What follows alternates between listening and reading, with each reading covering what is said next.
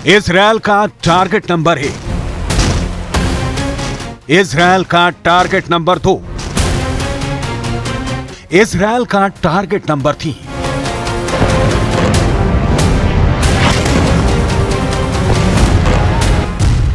Gaza में Hamas के खिलाफ शुरू हुई जंग का विस्तार अब हिजबुल्लाह तक हो गया है। हिजबुल्लाह और हमास के साथ ईरान दीवार की तरह खड़ा है और इजरायल का दुश्मन नंबर 1 बना हुआ है। इजरायल के खिलाफ पूरी दुनिया में मुहिम चला रहा है। हमास के गोदाम ईरान के हथियारों से भरे पड़े हैं। वहीं हिजबुल्लाह का बैकबोन भी ईरान है। हमास, हिजबुल्लाह और ईरान की तिकड़ी इजरायल के लिए सबसे बड़ी चुनौती है। इजरायल का दावा है कि वो इस तिकड़ी को तोड़कर दम लेगा।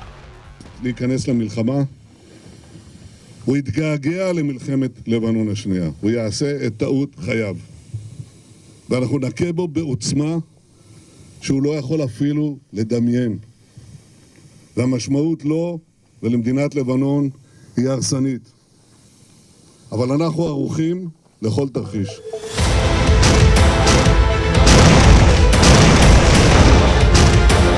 हमास पर रोज बारूद बरसा रहे इजरायल ने अब हिजबुल्लाह के खिलाफ भी जंग छेड़ दी है। सिर्फ यही नहीं, इजरायल सरकार के एक मंत्री ने ऐलान किया है कि इजरायल ने कसम खाई है अगर हिजबुल्लाह हमास के साथ शामिल हुआ तो वो ईरान पर हमला करेगा और ईरान का फन कुचल कर ही मानेगा।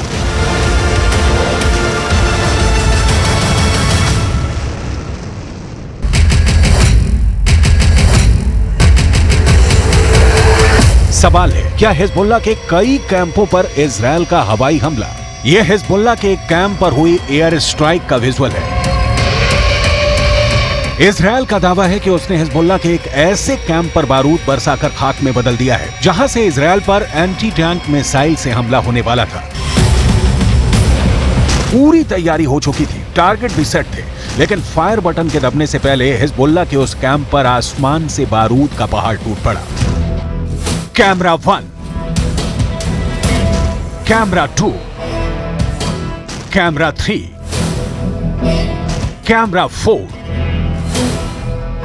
कैमरा 5। इजरायल के हवाई हमले के बाद हिजबुल्लाह के उस कैंप का क्या हाल हुआ, इसे देखने के बाद बताने की जरूरत नहीं है। हिजबुल्लाह का पहला ठिकाना तबाह, हिजबुल्लाह का दूसरा ठिकाना तबाह, हिजबुल्लाह का तीसरा ठिकाना तबाह,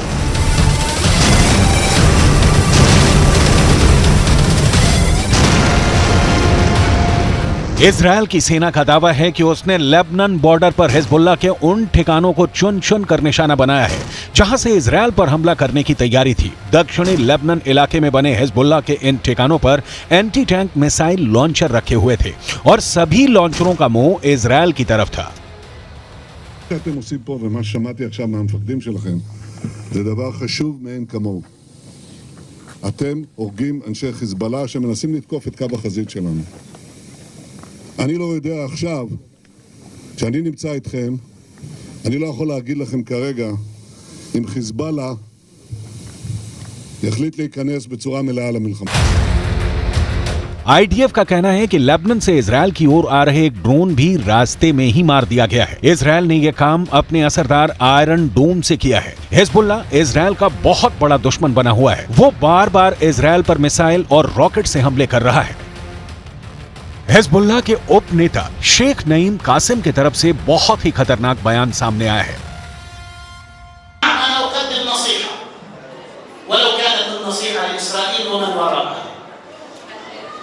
هزمتم شر هزيمة في طوفان الأقصى اكتفوا بها وتوقفوا حتى لا تكون لكم هزيمة أخرى من خلال المتابعة التي ستتابعونها لا أمل لديكم بالنصر। सुना आपने, हिजबुल्लाह के उपनेता शेख नईम कासिम का कहना है कि इजरायल और हमास के युद्ध में हिजबुल्लाह की अहम भूमिका है। अगर जमीनी युद्ध छिड़ा तो हिजबुल्लाह ही असली जंग लड़ेगा। ग्राउंड अटैक की इजरायल को भारी कीमत चुकानी होगी।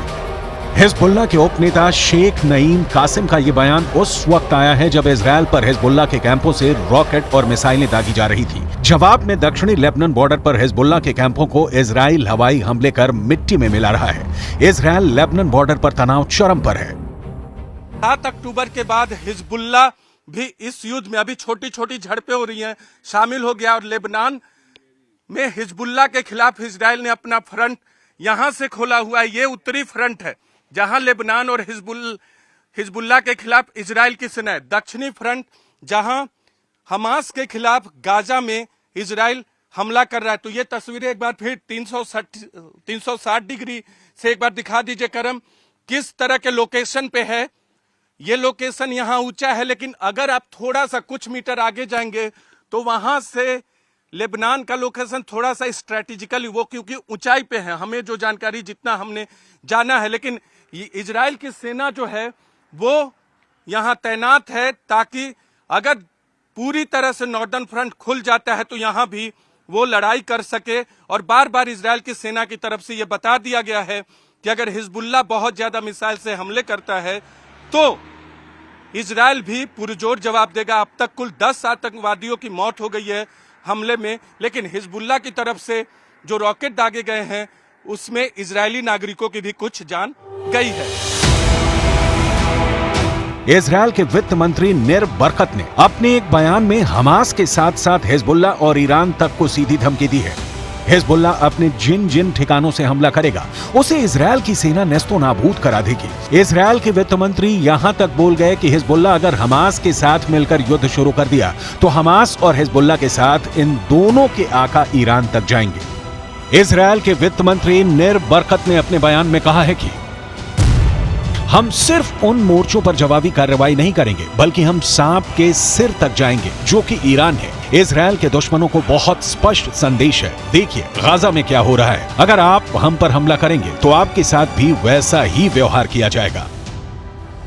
इजरायल और हमास के युद्ध में ईरान हमास के साथ खड़ा है। हिजबुल्लाह ने भी हमास का समर्थन किया है। ऐसे में अगर गाजा से इजरायल की जंग और आगे बढ़ती है तो इसके तेहरान तक पहुंचने में भी देर नहीं लगेगी।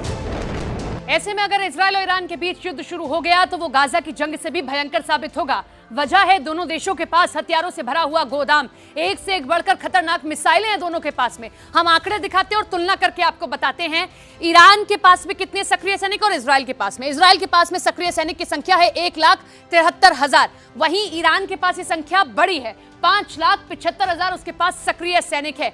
इसके आगे बढ़ते हैं और आगे के आंकड़े भी आपको रिजर्व सेना के बताते हैं। रिजर्व फोर्स ईरान के पास है 3.5 लाख। वहीं अगर हम इजराइल की बात करते हैं तो यह आंकड़ा है 4,65,000। ये रिजर्व फोर्स का आंकड़ा है इजराइल और ईरान के बीच में जब आप कंपैरिजन करते हैं।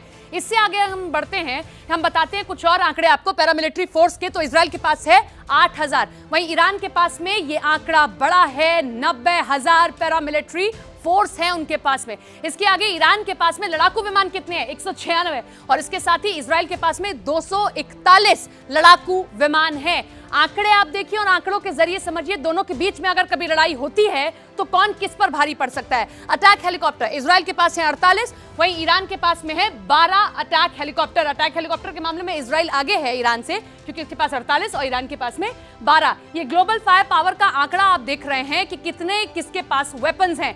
ईरान के पास में टैंक हैं 4,071, वहीं इजराइल के पास में ये संख्या है 2,200। तो ये टैंक का कंपैरिजन है दोनों के बीच में।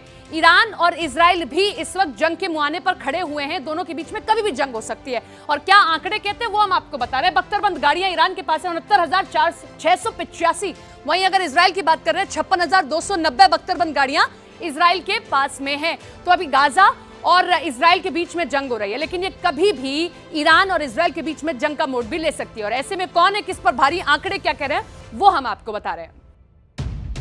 इसमें कोई शक नहीं कि पश्चिम एशिया में इजरायल और ईरान एक दूसरे के सबसे बड़े दुश्मन हैं। दोनों ही हमेशा एक दूसरे को मिटाने की धमकियां देते हैं। हाल ही में ईरान ने एक खास परेड कर दुश्मनों को अपनी ताकत दिखा चुका है। ईरान ने हाल ही में अपनी एक नई मिसाइल खुर्रम शहर 4 का टेस्ट कर बता दिया है कि वो इजरायल को मिट्टी में मिला सकता है।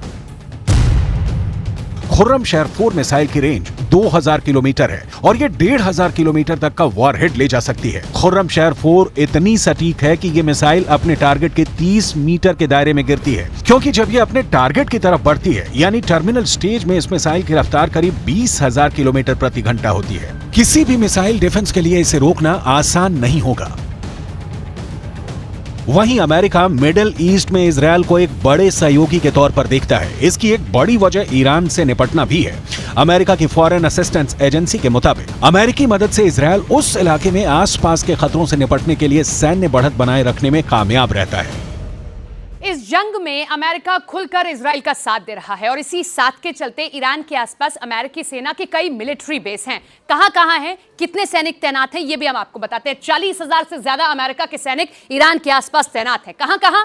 कुवैत में, यहां पर देखिए अपना अड्डा बनाया हुआ है अमेरिका ने, यहां सैनिक अपने तैनात कर दिए हैं। बहरीन में भी यहां अड्डा बनाया अमेरिका ने, अपने सैनिकों को यहां तैनात कर दिया है। इसी के साथ में सऊदी अरब में के पास में यहां ओमान में भी देखिए अमेरिका ने अपने सैनिकों को तैनात किया, यहां अड्डा बनाया। यूएई में भी यहां पर इधर की तरफ से भी घेरा हुआ है और यहां पर भी अड्डा बनाया। कतर में भी इसी तरीके से घेरा बनाते हुए यहां सैनिकों को तैनात कर दिया है। कहां कितने सैनिक तैनात किए हैं, कितने अड्डे बनाए हैं अमेरिका ने, यह भी हम आपको आंकड़ों के जरिए बताते हैं। कुवैत में 10 बेस बनाए अमेरिका ने और यहां अपने 13,000 सैनिकों को तैनात करके ये घेराबंदी कुवैत की ओर से की गई है, अमेरिका की ओर से। इससे आगे बढ़ते हैं बहरीन में, तो 12 बेस अमेरिका ने यहां पर बनाए और यहां अपने 3700 सैनिकों को तैनात करके इजराइल को बड़ी मदद देने का काम किया है। इससे आगे अगर आप बढ़ते हैं, सऊदी अरब में 10 बेस बनाए और 3,000 सैनिकों को यहां अमेरिका ने तैनात कर दिया। ये देखिए हर तरफ से अमेरिका घेरने की कोशिश कर रहा है और इजराइल को बड़ी मदद पहुंचा रहा है। ओमान में भी 6 बेस उसने बनाए और 600 सैनिकों को अपने यहां पर तैनात कर दिया है। यह तैनाती अमेरिका की ओर से की गई है कि अपने सैनिकों को यहां तैनात करेगा और यहां से बड़ी मदद पहुंचाएगा वो इजराइल को, ताकि ईरान को इस तरफ से घेरा जा सके और यहां से घेरते हुए वो इजराइल की मदद करे, क्योंकि ईरान किस तरीके से इजराइल के खिलाफ खड़ा है ये हम सब देख रहे हैं। 13,000 अमेरिकी सैनिक यहां रखे गए हैं। यूएई में 3 बेस बना दिए गए, 5,000 सैनिक यहां रखे गए हैं। कतर में ये बड़ा अड्डा बना हुआ है, सबसे बड़ा अड्डा अगर कहीं बनाया है तो वो कतर में बनाया गया और 13,000 सैनिक यहां तैनात कर दिए गए हैं। ये वो देश हैं जहां से ईरान बहुत ज्यादा करीब है और इसी के चलते अमेरिका ने यहां बनाया है अपना अड्डा, ताकि वो अपने मित्र देश इजराइल की मदद कर सके। इसमें कोई शक नहीं कि इजरायल की फौज जिस तरह से गाजा को हजारों टन बम मारकर समतल कर रही है, इसने ईरान को बहुत ज्यादा बेचैन कर दिया है। हिजबुल्लाह की नींद उड़ गई है। लेकिन अगर जंग ईरान तक पहुंच गई तो अमेरिका को युद्ध में खुलकर आना पड़ेगा। अगर जंग का तापमान ऐसे ही बढ़ता रहा तो हमास और इजरायल के बीच शुरू हुआ युद्ध ईरान और अमेरिका के भिड़ंत में बदल सकता है, जो तीसरे विश्व युद्ध का आगाज साबित हो सकता है। ऐसे में यह कहना गलत नहीं होगा कि हमास से हमदर्दी ईरान के लिए सरदर्द साबित होने वाली है।